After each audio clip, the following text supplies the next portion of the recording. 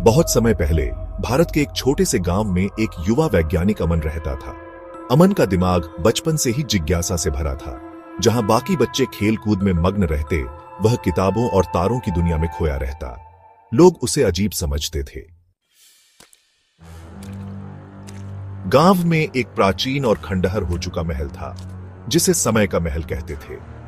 यह महल रहस्यों से भरा हुआ था और लोगों के अनुसार वहां एक समय का दर्पण था जो समय और वास्तविकता को बदल सकता था।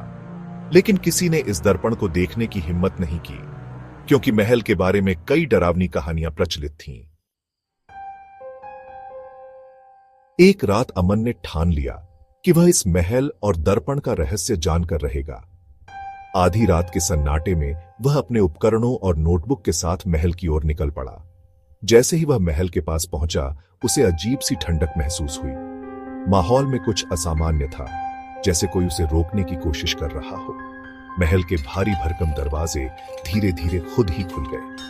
अंदर का दृश्य अजीब था।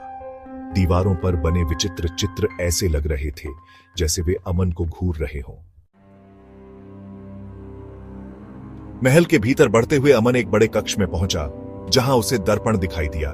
यह दर्पण साधारण नहीं था। इसकी सतह पर रहस्यमय चमक थी और ऐसा लग रहा था जैसे वह जीवित हो। अमन ने डर को नजरअंदाज करते हुए दर्पण के पास कदम बढ़ाया। जैसे ही उसने दर्पण में अपनी परछाई देखी, एक तेज हलचल हुई और अमन को ऐसा लगा जैसे कोई अदृश्य शक्ति उसे अंदर खींच रही हो। अगले ही पल अमन खुद को अतीत में खड़ा हुआ पाया। वह एक प्राचीन युग था, जहां युद्ध का माहौल था। चारों ओर सैनिकों की हलचल, तलवारों की झनकार और धूल का गुबार था। उसने पाया कि वह अतीत में फंसा हुआ है और लोगों के लिए अजनबी है।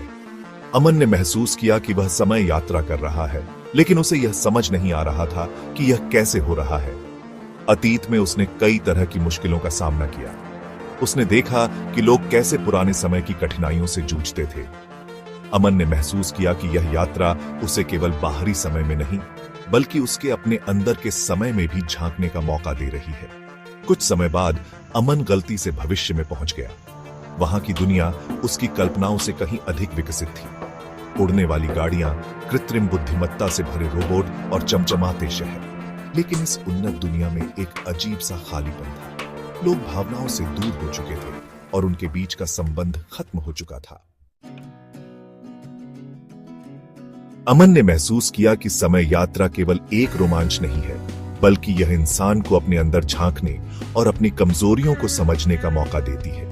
उसने देखा कि कैसे अतीत के संघर्ष, वर्तमान की जिज्ञासाएं और भविष्य की आशाएं आपस में जुड़ी हुई हैं। अंत में अमन समय के एक ऐसे बिंदु पर पहुंचा जहां अतीत, वर्तमान और भविष्य एक साथ मिल रहे थे। उसने महसूस किया कि समय को नियंत्रित करने की कोशिश करना व्यर्थ है। समय एक प्रवाह है जो हमारी भावनाओं और अनुभवों के साथ बहता है। जब उसने अपने डर और लालच को स्वीकार किया, तो वह अपने समय में वापस लौट सका। जब वह वापस लौटा, तो उसे पता चला कि बाहर की दुनिया में कई साल बीत चुके थे। वह गांव वालों के लिए अब एक रहस्यमयी व्यक्ति बन चुका था।